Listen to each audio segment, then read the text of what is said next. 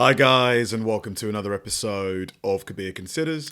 In this video, we're going to react to, is Canada better than the US? The pros and cons compared.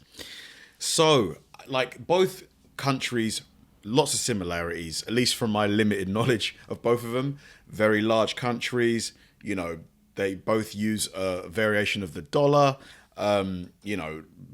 massive variation in the landscapes there, but the populations are massively different. The cultures are going to be quite different as well. And as someone who hasn't been to Canada yet but really wants to go, maybe this year, I've got a cousin out there who I'd love to visit. I think he's in Toronto, but I've been to America quite a few times. I want to learn more about Canada because a lot of healthcare workers from the UK have been moving to Canada. Lots of nurses have moved over, lots of doctors. My sister, she's thinking about it like she's a nurse over here. So yeah, really want to learn a bit more about Canada and how it compares, how it stacks up against the US. Is Canada better than the US? This year, the number of Americans moving or traveling to Canada has doubled. And all of that due to the political situation, personal safety, and questionable government policies. On the flip side, Canadian immigration has also increased due to COVID restrictions and high costs of living. So in this video, we will once and for all answer the question, is Canada really better? We've chosen 10 most important things that we will rank both countries on. Let's go. Canada is larger than the States by territory, but the United States population is more than 330 million. No way. So Canada's the bigger country, even accounting for Alaska. That's insane. I thought America was bigger, geography-wise. Compared to the measly 38 million in Canada. As a result, there are only 5 cities with population over 1 million in Canada, compared to 14 in the States. Population areas are heavily centralized in Canada, with 20% of all Canadian population spread across the top 5 cities. And why? Because these cities have most job opportunities and much better infrastructure than the rest of Canada. Since Canada is so large and cold and population is so low, it's just too expensive to build infrastructure everywhere. Because Canada isn't as populated as the US, does that mean property prices on average are lower than the US, even in the major cities like Toronto and Calgary, I think? Another big thing you should know is that Canada has 2 official languages, English and French. Some cities are predominantly French-speaking, meaning that all road signs, services, and communication is done in French. The US, on the other side, has no official language per se at the federal level, but English is typically used all over the country. Some states grant a special status to Spanish language. Alaska has made 20 native languages official, and Hawaiian is the official language of the state of Hawaii, along with English. There's definitely a lot more to choose from in the US in terms of the right climate, the location, and the kind of city you want to live in. So the US gets all the points on the city's criteria from us. Okay, so it does seem like Canada doesn't quite have the variety. Are there any beaches in Canada? There must be beaches in Canada, surely, still. You know, lagoons, things like that. Canada must have those, right? Housing in Canada is expensive. Really? If you choose to live in Toronto or Vancouver, you may end up reconsidering your choice once you see rent prices in these cities. Interestingly, the average price of home in Canada is actually higher than the US. It's $550,000 American dollars in Canada versus $428,000 in the US. Homes are costlier in Canada due to low interest rates, high demand, foreign investors, and ever-growing immigration. But how can that be possible if there's only 38 million people that live there? Even though, you know, Toronto and Vancouver are going to have high populations, they're still nowhere near as high as cities like New York City and Los Angeles. So why is it so expensive? Housing in the US is cheaper thanks to larger population, better infrastructure, and potential cheaper labor, illegal labor. See, it's easier to get lost in a crowd as an illegal immigrant when the population of the country is over 300 million people. But we'll get back to this topic a little bit later. You can still find cheaper housing in Canada though. The further you go from the major cities, the cheaper the housing gets. But keep in mind that the rest of Canada outside the metropolitan areas is a lot less developed than many mid-sized cities in the US. The US certainly wins the point here. Although Canadians often take off their shoes in the house, while Americans don't always have the habit of taking off their shoes. You got to take your shoes off as soon as you get to the door. Come on, you're going to ruin the carpet. Even when getting in bed. So we're giving Canada half a point for personal hygiene. All right, the big one. Interestingly, more immigrants flock to Canada than the United States. Thanks to that, the Canadian population is more culturally diverse. Almost 45% of Canadians belong to the second generation of immigrants, and around 20% were born outside of Canada. On the contrary, in the US, only 13% of the population is born outside of the country. Some of you are probably surprised to hear all of that stats, since we all know about the immigration issues between the US and its southern neighbor. Of course, the statistic accounts for legal immigration only, and Canada in general is a lot more welcoming to immigrants and refugees, simply because immigration is vital to Canada's economy. Canada has been improving its immigration system over the decades. It supports immigrants through every step of the immigration journey, from visa to finding your first job and helping you assimilate in the Canadian society. The US, on the other side, is not particularly known to have a supportive immigration policy. And honestly, it's fairly unstable because it oftentimes depends on who's in power. And of course, it helps that Canadians in general are very welcoming and polite and make you feel like you belong here from day one. Canada certainly gets a point from us here. I think it's great that Canada welcomes, any country welcomes immigrants, of course.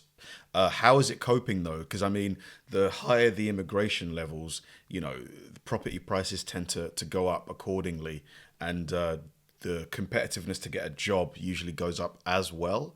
How is Canada doing? Like, Canadians watching this, how are things there? The cost of living, for example, how is that? While America is led by a president, Canada is a member of the Commonwealth and is led by a prime minister. And technically, King Charles III is the head of state in Canada. In the US, there are two major parties. Canada has four major parties, and Canadian politics is way less polarizing. Canada in general is more liberal politically than the United States. There is no ban on abortion, the green smoky substance is legal, there are way less issues with racism, and the LGBTQ rights are widely recognized. In fact, Canada tops numerous lists in LGBTQ rights and freedoms, and it was the fourth country in the world to recognize same-sex marriage. In the US, this happened 10 years later, and given how segmented the US political system is, the LGBTQ rights may differ significantly depending on which state you're in. Time for another controversial topic: religion. Canada is mostly secular, and religion is separate from the government. In contrast, it's very common to see American politicians talk about religion, and some are very hardcore about it. Religion is used as a political platform in the United States. According to the survey, Canada ranks 12th among the least religious countries. Only 27% of Canadians reported that religion is an important part of their lives. And it seems like the numbers of religious people among young people seems to be falling.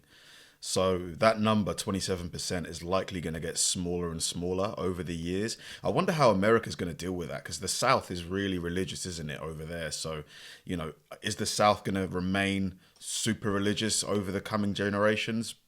Probably not. As opposed to more than half of respondents in the United States. There is no majority religion in Canada, and since immigration has been on the rise, Canada is becoming more and more religiously diverse. Having said all that, Canada definitely gets the brownie points for political and religious diversity.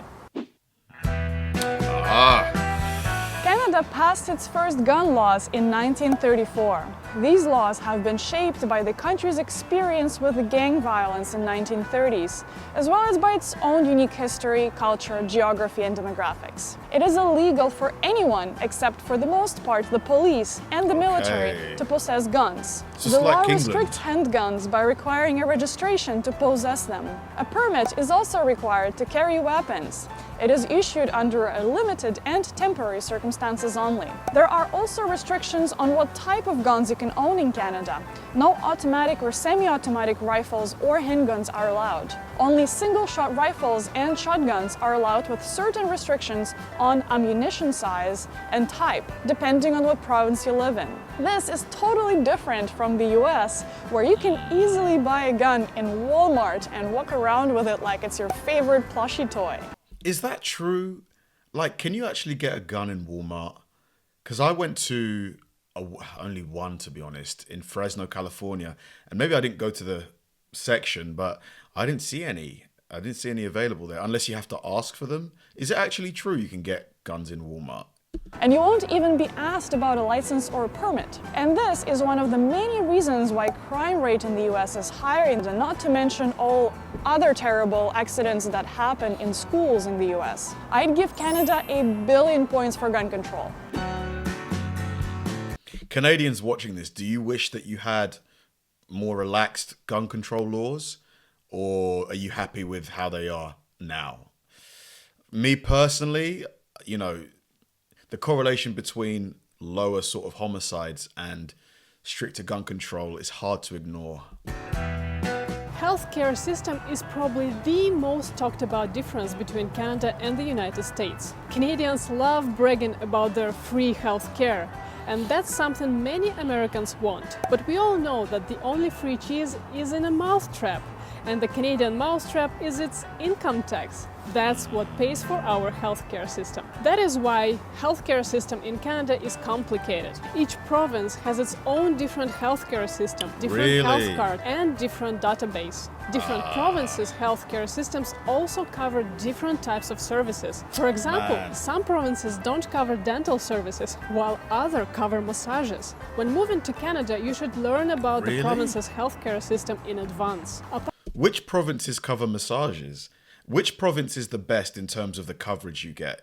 Like, let me know in the comments. Apart from all the bureaucracy, finding primary care physicians or getting timely medical exams can be a struggle, unless Canadian voters suddenly agree to pay more taxes, of course. The US situation with healthcare is different. Not better, not worse, it's just different. You can see any doctor and get any medical exam with a lot less hassle than in Canada, but this will come with a big bill, and private insurance in the US is both vital and expensive. But seems like Canada is doing something right, because the average life expectancy is longer in Canada. Canada wins brownie points here. Yeah, for me, NHS, man, a National Health Service is the way to go. It just, for me, makes the most sense. Why, like, in Canadians watching this, would you rather have what we have in England, where you get the same coverage wherever you are in England? It's the same coverage, no matter what city you are, or would you rather keep it province by province? It is believed that Americans work more than Canadians. And I think it's totally true. To begin, Canadians are entitled to at least 2 weeks vacation. Every 5 hours, Canadian employees are given a 30-minute break. And all this is regulated by Canadian and provincial labor codes. In the United States, on the other hand, none of that is enforced by the labor code. Conditions of work are defined individually by each employer. Americans also have the right to breaks during the working day and to go on vacations, but they use them less often out of fear to be passed on promotion or getting a bad reputation, or even worse, getting fired because they're not hardworking enough. For many Americans, it's normal to work 50 hours a week just to show that you're worthy of respect and your salary. On the flip side, Canadians are more chill. They prefer to work 40 hours a week and much rather spend the rest of their time with their family.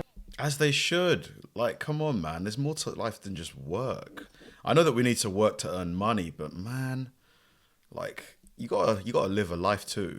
Or on their hobbies. Some companies offer 35-hour working weeks. There are also a handful of companies tasting a 4-day working weeks in Canada. Another cultural difference is how business meetings are conducted. Americans prefer to get down to business, since time is money, and they're also more direct, and therefore are perceived as more aggressive and competitive. Small talk may be considered a waste of time by Americans. On the other hand, Canadians, especially Franco-Canadians, Canadians value relationships and politeness more, and they need time to break the ice or just chat before discussing business. It's not uncommon to call for a 30-minute meeting and spend 20 minutes on small talk, and then 10 minutes for business. True story. Canadians also value collectivism. It starts from the young age. They sleep together on the floor in kindergartens, sit together at desks in school. They're taught to inspire and support each other, work and collaborate in groups. All this translates into the workplace in Canada. Working together and being a team player is much more valued than being individualistic, competitive, and strictly self-reliant smartass. So for this point, both Canada and the US score as a tie, because it all depends on your values and where you place your career in life.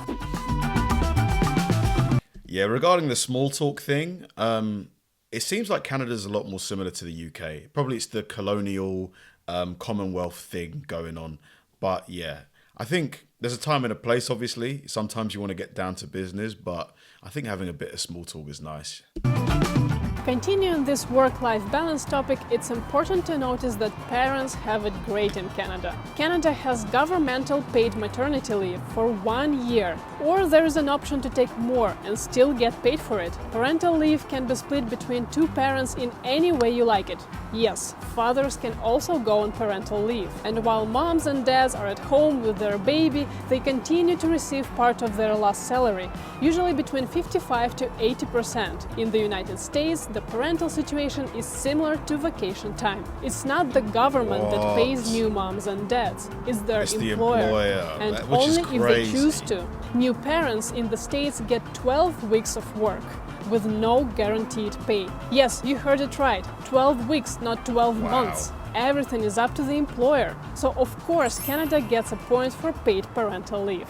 Man, 12 weeks and maybe no pay. So if you have a baby, like you could, in America, theoretically be back to work, you know, within a few weeks because you don't want to lose out on the salary. That's insane, man. No wonder there's a birth rate issue, you know, in the West. No wonder. And they ask, oh, why aren't people having babies? Well, obviously, this is why.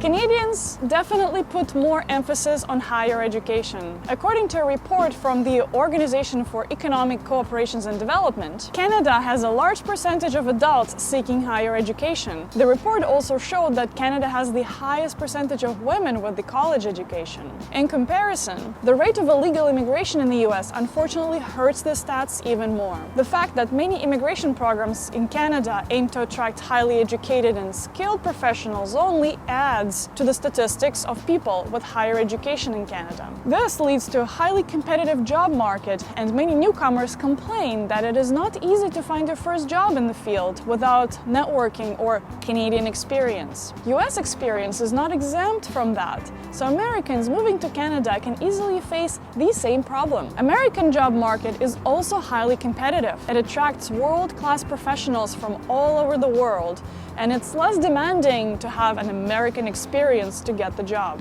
So don't be surprised when you arrive in Canada and take an Uber from the airport and your driver will be a lawyer or a doctor who wasn't able to get a job in Canada. Anyways, Canada takes the point here for having a more educated population. Oh, and talking about education.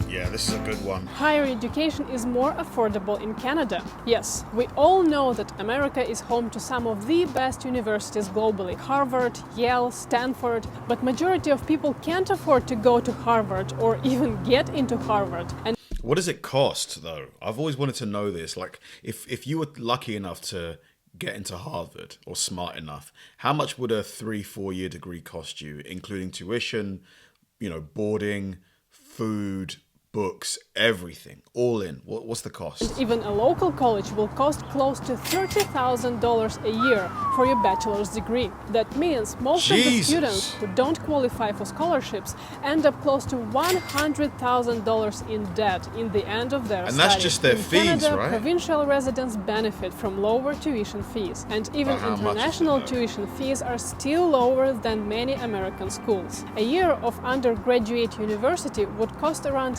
6,000 for locals Wow. and around 15 Cheaper to than England. 20,000 for international students, even at the top schools in the country. Quebec is famous for the cheapest prices for higher education and attracts tens of thousands of students from all over the world each year. In addition to this, every province has educational programs for residents free of charge. So if you want to change careers, but you're not sure whether you should invest and pay for higher education, you can try one of those upskilling programs first and see for yourself. The US, on the contrary, takes the survival of the fittest approach. If you want to go to school, you have to come up with a lot of money, and there is little to no free upskilling courses you can access. Canada certainly wins this one because of more affordable education. So, drum roll.